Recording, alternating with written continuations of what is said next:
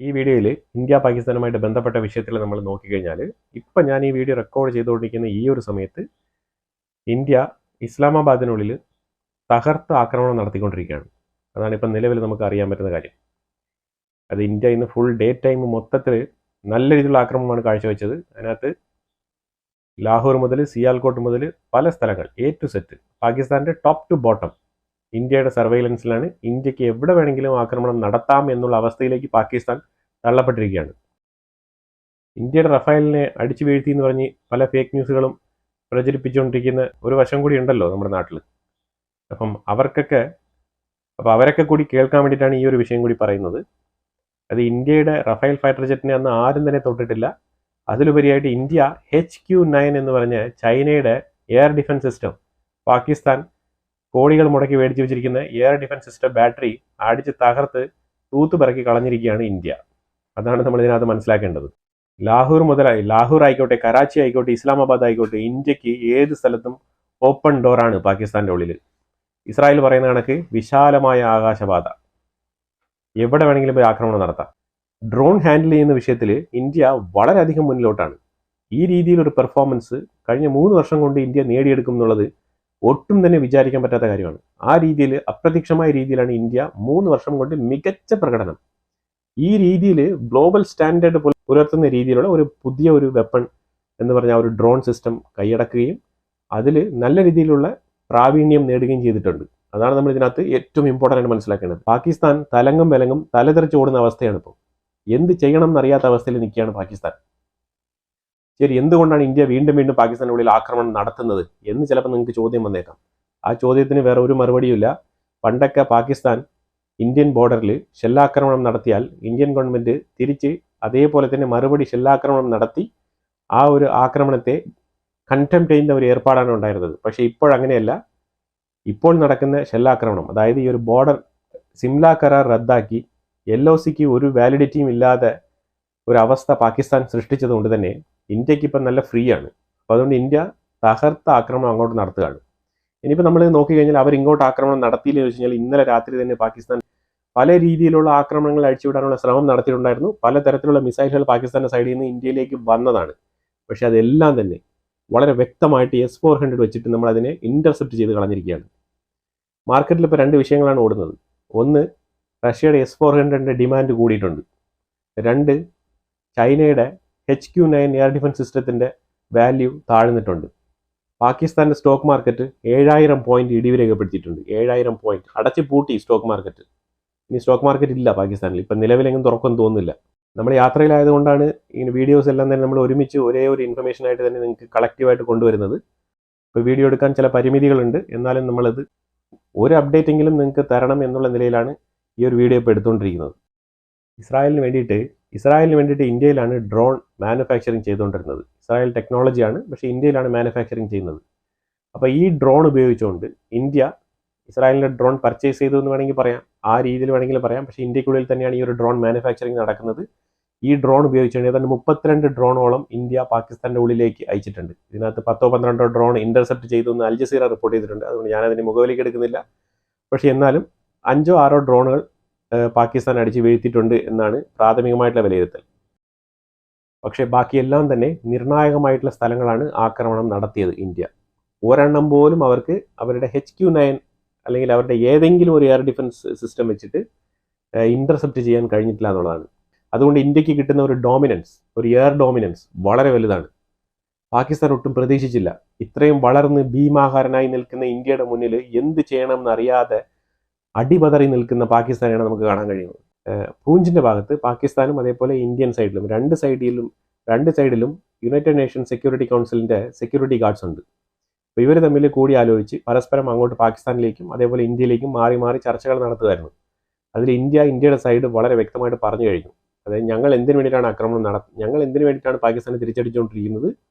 അപ്പോൾ ഇതിനകത്ത് ഇടപെടുമ്പോഴത്തേക്കും ചില മാന്യത പാലിക്കണമെന്നുള്ള കൃത്യമായ ഉപദേശം ഈ ഒരു സെക്യൂരിറ്റി കൗൺസിലിന് കൊടുത്തിട്ടുണ്ട്. കാരണം ഇന്ത്യയുടെ അടുത്തല്ല സമീപനം പാലിക്കാൻ പറയേണ്ടത്. നിങ്ങൾ പറയേണ്ടത് തീവ്രവാദികളുടെ അടുത്താണ്. അപ്പോൾ തീവ്രവാദികളുടെ അടുത്ത് പോയി പറയൂ എന്താണ് അവർ ചെയ്യേണ്ടത്. ഞങ്ങൾക്കൊരിക്കലും ഈ ഒരു യുദ്ധം എസ്കലേറ്റ് ചെയ്ത് കൊണ്ടുപോകണം എന്നുള്ള ആഗ്രഹമില്ല. പക്ഷേ പാകിസ്ഥാൻ നിർത്താൻ തയ്യാറാവണം.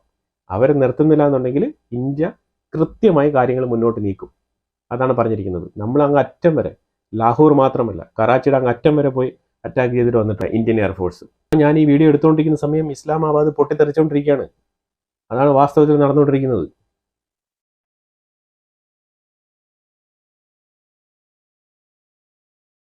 ഞാനിവിടെ ഒരു ഇമേജ് വെക്കുന്നുണ്ട്. ഈ ഇമേജിൽ ഗ്രീൻ കളറിലുള്ളതെല്ലാം നിങ്ങൾ നോക്കിക്കോ. ഈ ഗ്രീൻ കളറിലുള്ളതെല്ലാം തന്നെ പാകിസ്ഥാന്റെ സൈഡിൽ നിന്നും ഇന്ത്യയിലേക്ക് മിസൈൽ വരുന്നതും, ഇതെല്ലാം ഈ ഗ്രീൻ കളർ എല്ലാം ഇന്ത്യ ഇന്റർസെപ്റ്റ് ചെയ്ത് കളഞ്ഞതുമാണ്. ഇതെല്ലാം തന്നെ S-400 വെച്ചിട്ടാണ് ഇന്റർസെപ്റ്റ് ചെയ്തിരിക്കുന്നത്. S-400ന്റെ സക്സസ് റേറ്റ് 100% ആണെന്ന് ഞാൻ ഒരിക്കലും പറയുന്നില്ല. പക്ഷേ അത് റഷ്യയിൽ ഒരുപാട് ബുദ്ധിമുട്ടുള്ളത് ഉണ്ടാക്കിയിട്ടുണ്ട്, റഷ്യ ഉക്രൈൻ വാറിൻ്റെ ഇടയ്ക്ക്. അതേപോലെ തന്നെ അത് പല സ്ഥലത്തും അത് ഇസ്രായേലിന് മുന്നിൽ S-300 ഇറാനിൽ വെച്ചിട്ട് പരാജയപ്പെട്ടതായിട്ട് നമുക്ക് വാർത്തകൾ കിട്ടിയിട്ടുണ്ട്. ഇതെല്ലാം ഇങ്ങനെ ഇരിക്കെ തന്നെയാണ് ഇന്ത്യക്കുള്ളിൽ ഇന്ത്യ വളരെ ഫലപ്രദമായിട്ട് S-400 ഉപയോഗിച്ചിരിക്കുന്നു എന്നുള്ളതാണ് മനസ്സിലാക്കേണ്ടത്. ഡ്രോൺ വെച്ചിട്ട് നമ്മൾ ലാഹോറിൽ പാകിസ്ഥാന്റെ കംപ്ലീറ്റ് റഡാർ സിസ്റ്റമാണ് അറ്റാക്ക് ചെയ്ത് കളഞ്ഞത്.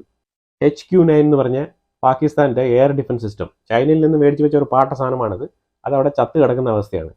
കാരണം ആ രീതിയിലാണ് ഇന്ത്യ അതിൻ്റെ റഡാർ സിസ്റ്റം ഉൾപ്പെടെ അടിച്ച് പൊളിച്ച് കളഞ്ഞിരിക്കുന്നത്. ഇന്ത്യയുടെ ഫോറിൻ റെപ്രസെൻറ്റേറ്റീവ് വിക്രം മിശ്രി ഒരു ഫോട്ടോ എടുത്ത് കാണിക്കുകയുണ്ടായി. ഈ ഫോട്ടോയെക്കുറിച്ച് നമ്മൾ ഇതിന് മുമ്പുള്ള വീഡിയോയിൽ സംസാരിച്ചിട്ടുണ്ട്. അതായത് പാകിസ്ഥാനിലെ മിലിറ്ററി ഉദ്യോഗസ്ഥർ തീവ്രവാദികളുടെ, അതായത് ഇന്ത്യ ആക്രമിച്ച് കൊലപ്പെടുത്തിയ തീവ്രവാദികളുടെ ശരീരത്തിൻ്റെ പിന്നിൽ നിന്നുകൊണ്ട് അവർ വളരെ ദുഃഖിതരായിട്ട് നിൽക്കുന്ന ഒരു അവസ്ഥയാണ് കാണാൻ കഴിയുന്നത്. തീവ്രവാദികളുടെ പുറകിൽ അണിനിരക്കുന്ന ഒരു ആർമിയുടെ, ഒരു ബറ്റാലിയൻ്റെ അല്ലെങ്കിൽ ഒരു പാകിസ്ഥാൻ ആർമി ഉദ്യോഗസ്ഥരുടെ, അതും ഉന്നതതല റാങ്കിലിരിക്കുന്ന ഉദ്യോഗസ്ഥരുടെ ഫോട്ടോയാണ് ഇന്ന് വിക്രം മിശ്രി പൊക്കി കാണിച്ചത്. വളരെ വ്യക്തമായിട്ട് അറിയാം ഇതൊക്കെ വളരെ ഇമ്പോർട്ടൻ്റ് ആയിട്ടുള്ള വിഷയങ്ങളാണ്. അതുകൊണ്ട് തന്നെയാണ് നമ്മൾ നമ്മുടെ വാർത്തയിൽ ഇതിനെക്കുറിച്ചുള്ള ഇമ്പോർട്ടൻ്റ് ആയിട്ടുള്ള വിഷയങ്ങൾ വളരെ കൃത്യമായിട്ട് പ്രിസൈസ് ആയിട്ട് നമ്മൾ ജനങ്ങളിലേക്ക് എത്തിക്കാൻ ശ്രമിക്കുന്നത്. പാകിസ്ഥാൻ്റെ ഉള്ളിൽ ഒരു F-16 വിമാനം ഇന്ത്യ അടിച്ചിട്ടതായിട്ട് വാർത്തകൾ വരുന്നുണ്ട്. അത് ഇതുവരെ സ്ഥിരീകരിക്കപ്പെട്ടിട്ടില്ല, പക്ഷേ പ്രാഥമികമായിട്ടുള്ള ഒരു വാർത്തയായിട്ട് ഇത് വരുന്നുണ്ട്. അതാണ് മനസ്സിലാക്കാൻ പറ്റുന്നത്. അതിലുപരിയായിട്ട് 2 J-17, ഒരു J-10 ചൈനയുടെ, ഈ 3 വിമാനങ്ങളും കൂടി ആക്രമിക്കപ്പെട്ടിട്ടുണ്ട്. ഈ വാർത്തകളും കൂടി വരുന്നുണ്ട്. പക്ഷേ ഈ ചൈനയുടെ J-17ഉം J-10ഉം ഇന്ത്യ അറ്റാക്ക് ചെയ്തത് വാസ്തവമായിട്ടുള്ള കാര്യമാണ്. F-16ന്റെ കാര്യത്തിൽ ഒരു കൺഫർമേഷൻ കൂടി വരേണ്ടതുണ്ട്. പിന്നെ പാകിസ്ഥാൻ ആക്രമണം നടത്തുന്ന സ്ഥലങ്ങൾ എന്ന് പറഞ്ഞാൽ ശ്രീനഗർ, അവന്തിപുര, ജമ്മു, പത്താൻകോട്ട്, അമൃത്സർ, കപൂർത്തല, ജലന്ധർ, ലൂധിയാന, ഛത്തീസ്ഗഡ്, ഇതേപോലത്തെ പല സ്ഥലങ്ങൾ, അതേപോലെ രാജസ്ഥാൻ മേഖലയിലൊക്കെ പാകിസ്ഥാൻ ഇന്ത്യയെ ടാർഗറ്റ് ചെയ്യുന്നുണ്ട്. ഇപ്പോൾ ഇന്ത്യ പാകിസ്ഥാനെ ആക്രമിച്ചത് കൊണ്ട് റഫേൽ ഫൈറ്റർ ജെറ്റിന് നല്ല രീതിയിലുള്ള ഒരു മാർക്കറ്റിംഗ് കിട്ടിയിട്ടുണ്ട്. അതേപോലെ S-400നും നല്ലൊരു മാർക്കറ്റിംഗ് കിട്ടിയിട്ടുണ്ട്. കാരണം ഇന്ത്യ ഇന്നൊക്കെ കംപ്ലീറ്റ് ഇന്റർസെപ്റ്റ് ചെയ്തതും S-400 വഴിയാണ്. അങ്ങനെയാണ് വാർത്ത തന്നെ കൊടുത്തിരിക്കുന്നത്. ഇതൊക്കെ റഷ്യയ്ക്ക് നല്ല രീതിയിൽ ഗുണം ചെയ്യുന്ന പരിപാടിയാണ്. അതേപോലെ ഒരു ഇസ്രായേൽ ഡ്രോൺ, ആ ഡ്രോണിനും കൂടി മാർക്കറ്റ് നല്ല രീതിയിൽ ഉയർന്നിട്ടുണ്ട്. ഇന്ത്യ നടത്തിയ ഇപ്പോൾ ലാസ്റ്റ് 2 to 3 days കൊണ്ട് ഇന്ത്യ നടത്തിക്കൊണ്ടിരിക്കുന്ന ഈ ഒരു പെർഫോമൻസ് ഒരു പക്ഷേ ഇസ്രായേലോ അല്ലെങ്കിൽ അമേരിക്കയോ ചെയ്തിരുന്നെങ്കിൽ ഗ്ലോബൽ മീഡിയാസൊക്കെ അവരെ ഏത് രീതിയിൽ റിപ്പോർട്ട് ചെയ്യുമായിരുന്നു, ഏത് ലെവലിലായിരുന്നു കാണും അവരുടെ റിപ്പോർട്ട്, ഏത് ലെവലിലായിരുന്നു കാണും ഈ ഒരു ഗ്ലോബൽ ഹൈപ്പ്. പക്ഷേ ഇന്ത്യ ആയതുകൊണ്ട് അതിനെക്കുറിച്ച് വലിയ തോതിൽ ആരും മിണ്ടുന്നില്ല എന്നുള്ളതാണ്. ജസ്റ്റ് അവിടെ ഇവിടെയൊക്കെ റിപ്പോർട്ട് ചെയ്ത് പോകുന്നുണ്ട്. ഇന്ത്യക്കുള്ളിൽ നല്ല രീതിയിൽ റിപ്പോർട്ട് ചെയ്യുന്നുണ്ട്. ചില ആൾക്കാർ തൊഴുത്തുൽക്കുത്ത് പരിപാടിയൊക്കെ കാണിക്കുന്നുണ്ട്, ഇന്ത്യയുടെ റഫാൽ ജെറ്റ് തകർന്നു വീണെന്നൊക്കെ പറഞ്ഞുകൊണ്ട്. അതൊക്കെ മൈൻഡ് ചെയ്യേണ്ട കാര്യമൊന്നുമില്ല. പക്ഷേ മറ്റുള്ള കാര്യങ്ങളിലേക്ക് നമ്മൾ ഫോക്കസ് ചെയ്ത് കഴിഞ്ഞാൽ ഇന്ത്യക്കുള്ളിൽ നല്ല രീതിയിൽ ഈ വിഷയത്തിനെ കുറിച്ച് സംസാരിക്കുന്നുണ്ട്. പക്ഷേ ഗ്ലോബൽ മീഡിയയിൽ നമ്മൾ ചൈനയുടെ ഈ ഒരു HQ-9, ചൈന ചെയ്യുന്ന ഈ ഒരു ഹെൽപ്പ് പാകിസ്ഥാന് കൊടുക്കും, തീവ്രവാദത്തിനെ പ്രോത്സാഹിപ്പിക്കാൻ വേണ്ടിയിട്ട് ചൈന ചെയ്യുന്ന ഈ ഒരു ഇടപെടൽ, ഇതിനെയൊക്കെ ഗ്ലോബൽ മീഡിയാസിലും ഗ്ലോബൽ ഫോറംസിലും എക്സ്പോസ് ചെയ്ത് തുറന്നു കാണിക്കേണ്ടത് ഇന്ത്യയുടെ ചുമതലയാണ്, ഇന്ത്യയുടെ റെസ്പോൺസിബിലിറ്റിയാണ്. ഇന്ത്യ അത് ചെയ്യും എന്ന് തന്നെ നമുക്ക് പ്രതീക്ഷിക്കാം. അതേപോലെ അമേരിക്കൻ പൗരന്മാരെ പാകിസ്ഥാൻ വിട്ടൊഴിഞ്ഞു പോകാൻ വേണ്ടിയിട്ടുള്ള നിർദ്ദേശം കൊടുത്തു കഴിഞ്ഞു. ഇപ്പോഴും ഇന്ത്യ പറയുന്നത് CFE നിർത്തണം എന്നാണ്. ഈ CFE എന്ന് പറഞ്ഞാൽ സീസ് ഫയർ വയലേഷൻ. ആ ഒരു പരിപാടി നിർത്തുക പാകിസ്ഥാൻ. ആ ഒരു ഷെല്ലിംഗ് ബോർഡർ സൈഡിൽ നിന്ന് കംപ്ലീറ്റ് ആയിട്ട് പുറകോട്ട് പോവുക. അല്ലാതെ ഇന്ത്യ ഒരിക്കലും നിർത്തില്ല. ഇന്ത്യ തകർന്നാടിക്കൊണ്ടിരിക്കുക. ഇതുവരെ പാകിസ്ഥാൻ ജീവിതത്തിൽ കണ്ടിട്ടില്ലാത്ത രീതിയിലുള്ള ഒരു പകർനാട്ടമാണ് ഇന്ത്യ നടത്തിക്കൊണ്ടിരിക്കുന്നത്. മസൂദ് അസറിൻ്റെ സഹോദരൻ വധിക്കപ്പെട്ടിരിക്കുകയാണ്. ആ വാർത്തയും കൂടി ഇന്ത്യക്ക് വളരെ സന്തോഷകരമായി തീരുന്ന രീതിയിൽ വന്നിട്ടുണ്ട്. ഇതിൻ്റെ ഇടയ്ക്ക് ബംഗ്ലാദേശിലൊരു മീറ്റിംഗ്, നമ്മുടെ പ്രൊഫസർ യൂനസിൻ്റെ നേതൃത്വത്തിലാണ് ഈ ഒരു മീറ്റിംഗ് അവിടെ കൂടിയത്. എന്ത് പ്ലാനിംഗ് ആണ്, എന്ത് പദ്ധതിയാണെന്ന് നമുക്കറിയത്തില്ല. അവർ ഏത് രീതിയിൽ പാകിസ്ഥാനെ സഹായിക്കാം എന്ന് കൂട്ടം കൂടിയതായിട്ടാണ് പൊതുവിൽ നമുക്ക് മനസ്സിലാക്കാൻ പറ്റുന്നത്. നമ്മൾ ഈ പാകിസ്ഥാനിൽ ഈ രീതിയിൽ പ്രഹരം കൊടുത്തുകൊണ്ടിരിക്കുന്ന ഒരു ടൈമിൽ തന്നെ ബംഗ്ലാദേശിൻ്റെ ഇടയിലും ഒരു 2-3 ചിക്കൻ നെഗുമായിട്ട് ബന്ധപ്പെട്ട് കിടക്കുന്ന സിലിഗുരി ആ ബോർഡർ ഏരിയയിലൊക്കെ ഒരു 2-3 ഫൈറ്റർ ജെറ്റ് കൊണ്ടുപോയിട്ട് ഒരു എക്സ്പാൻഷൻ നടത്തുന്നത് വളരെ നന്നായിരിക്കും. കാരണം വേറെ ഒന്നുമില്ല, ബംഗ്ലാദേശിന് അഹങ്കാരം കൂടിക്കൂടി വരികയാണ്. അതായത് പാകിസ്ഥാനെ ഈ അവസ്ഥയിലാണ് പോയിക്കൊണ്ടിരിക്കുന്നത്. അതിൻ്റെ ഇടയ്ക്കാണ് ബംഗ്ലാദേശ് വന്നിട്ട് ഇന്ത്യക്കെതിരെ എന്ത് ചെയ്യാന്ന് പറഞ്ഞത്. വർഷങ്ങളായിട്ട് അവർ നടത്തിക്കൊണ്ടിരിക്കുകയാണ്, പക്ഷെ ഇതുവരെ ഒന്നും സാധിച്ചിട്ടില്ല. ഇനി അതങ്ങോട്ട് സാധിക്കുകയില്ല. പക്ഷേ എന്നാൽ അതിനു മുമ്പ് തന്നെ നമ്മൾ 2-3 അറ്റാക്ക് കൊടുത്തു കഴിഞ്ഞാൽ അവരെ ഒരു മൂലയിൽ ഒതുക്കി നിർത്താം. നമ്മൾ ഉപയോഗിക്കുന്ന ഡ്രോൺ എന്ന് പറഞ്ഞാൽ 9 മണിക്കൂർ കപ്പാസിറ്റി ഉണ്ട്, അതിൻ്റെ എൻഡ്യൂറൻസ്. അതേപോലെ തന്നെ 1000 കിലോമീറ്റർ റേഞ്ച് ഉണ്ട്, പരിധി. നമ്മൾ ഉപയോഗിക്കുന്ന ഹരൂപ്പ് ഡ്രോണിനൊക്കെ ഈ ഒരു കപ്പാസിറ്റി റേഞ്ച് ഉണ്ട്. പാകിസ്ഥാൻ ശരിക്കും അന്താളിച്ച് നിൽക്കുന്ന ഒരു അവസ്ഥയാണ്. അവർ മുട്ടുമടക്കേണ്ടി വരും. പക്ഷെ എന്നാലും പാകിസ്ഥാനിൻ്റെ സൈഡിൽ നിന്ന് ചില പൊളിറ്റീഷ്യൻസ് ഇടയ്ക്കിടയ്ക്കൊക്കെ ഇന്ത്യയെ ചൊറിയുന്ന രീതിയിലുള്ള ചില സ്റ്റേറ്റ്മെൻറ്റുകളാണ് പുറത്തിറക്കുന്നത്. പക്ഷേ അതിനൊന്നും യാതൊരു പ്രസക്തിയില്ല എന്നുള്ളതാണ് നമ്മൾ മനസ്സിലാക്കേണ്ടത്. കാരണം അവർ ചിന്തിക്കുന്നതിന് മുമ്പേ ഇന്ത്യ പ്രഹരിച്ച് കഴിഞ്ഞു. ആ രീതിയിലാണ് ഇന്ത്യയുടെ മുന്നോട്ട് പോക്ക്. ഈ മേഖലയിലാണ് ഇപ്പം ബാക്ക് ടു ബാക്ക് ഒരു കൺഫണ്ടേഷൻ നടന്നുകൊണ്ടിരിക്കുന്നത്. പക്ഷേ ഇന്ത്യയെ കൺഫെൻഡ് ചെയ്യാൻ അവർക്ക് സാധിക്കുന്നില്ല എന്നുള്ളതാണ്. നമ്മൾ മാത്രമേ പാകിസ്ഥാൻ്റെ മിസൈൽ ഇൻ്റർസെപ്റ്റ് ചെയ്യുന്നുള്ളൂ. പാകിസ്ഥാൻ നമ്മുടെ മിസൈലുകളൊക്കെ അങ്ങ് മേടിച്ച് കൂട്ടുകയാണ്. അതാണ് ചെയ്തുകൊണ്ടിരിക്കുന്നത്. അപ്പോൾ എന്തായാലും ഈ വിഷയത്തിൽ കൂടുതൽ ഡെവലപ്മെൻറ്റ് വരുമ്പോഴത്തേക്കും അടുത്ത വീഡിയോ ഇടാം. ഇതിനെക്കുറിച്ചുള്ള അഭിപ്രായങ്ങൾ കമൻറ്റ് ബോക്സിൽ രേഖപ്പെടുത്തുക.